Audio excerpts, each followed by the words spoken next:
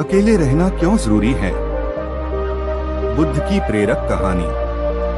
एक बार भगवान बुद्ध अपने शिष्यों के साथ एक गांव में भ्रमण कर रहे थे।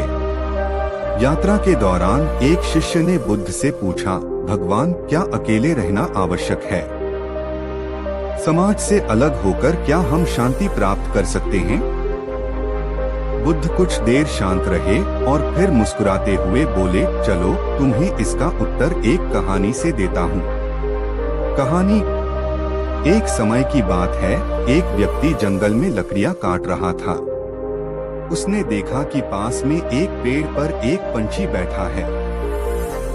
वह पंछी बिल्कुल शांत और स्थिर था।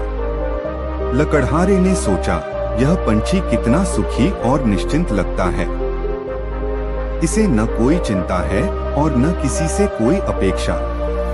लकड़हारा थोड़ा और आगे बढ़ा तो उसने देखा कि वहाँ एक और पंछी था जो दूसरे पंछियों के झुंड के साथ बैठा था। वह पंछी बार बार चहचहा रहा था, उड़ रहा था और बार बार झुंड में अपनी जगह बनाने की कोशिश कर रहा था। लकड़हारे ने महसूस किया कि उस पंछी को अपने झुंड में रहने के लिए हर समय प्रयास करना पड़ रहा है। उसने सोचा, यह झुंड में रहने वाला पंछी कितना अशांत है। उसे हमेशा दूसरों के साथ तालमेल बैठाना पड़ता है, जबकि वह अकेला पंछी पूरी तरह शांत और स्वतंत्र है। बुद्ध का संदेश। कहानी सुनाने के बाद बुद्ध ने शिष्य से कहा, अकेले रहना हमें आत्मनिरीक्षण और आत्म शांति का मौका देता है। जब हम दूसरों की अपेक्षाओं और समाज के दबाव से मुक्त होते हैं, तो हम अपने भीतर झांक सकते हैं। अकेलापन नकारात्मक नहीं है, यह हमारी आत्मा को शक्ति और मन को स्पष्टता देता है।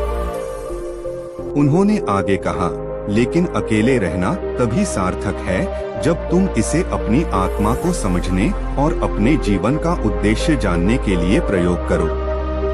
यह मत भूलो कि जीवन में संतुलन बनाए रखना सबसे महत्वपूर्ण है। इस कहानी से हमें यह समझने को मिलता है कि कभी कभी अकेले रहना और अपने विचारों को समझना बेहद जरूरी है। यह हमें मानसिक शांति और सही दिशा पाने में मदद करता है।